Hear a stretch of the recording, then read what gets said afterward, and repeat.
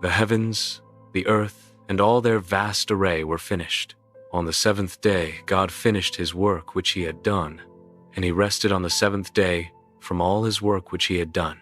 God blessed the seventh day and made it holy, because he rested in it from all his work of creation which he had done. This is the history of the generations of the heavens and of the earth when they were created, in the day that Yahweh God made the earth and the heavens. No plant of the field was yet in the earth, and no herb of the field had yet sprung up, for Yahweh God had not caused it to rain on the earth.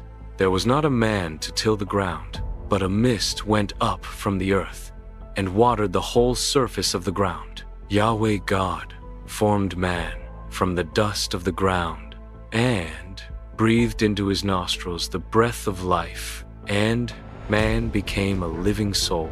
Yahweh God planted a garden eastward in Eden, and there he put the man whom he had formed.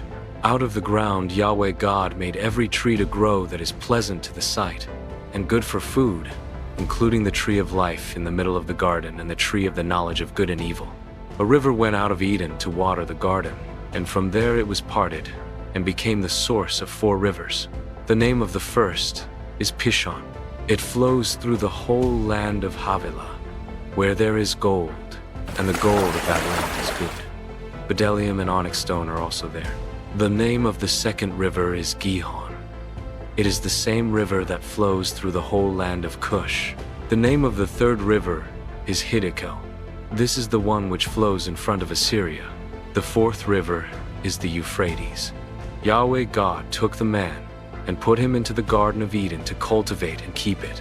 Yahweh God commanded the man, saying, "You may freely eat of every tree of the garden, but you shall not eat of the tree of the knowledge of good and evil, for in the day that you eat of it, you will surely die." Yahweh God said, "It is not good for the man to be alone. I will make him a helper comparable to him."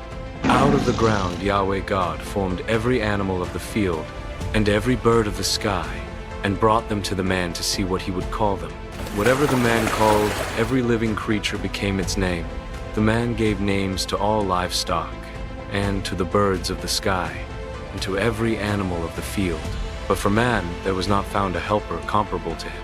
Yahweh God caused the man to fall into a deep sleep.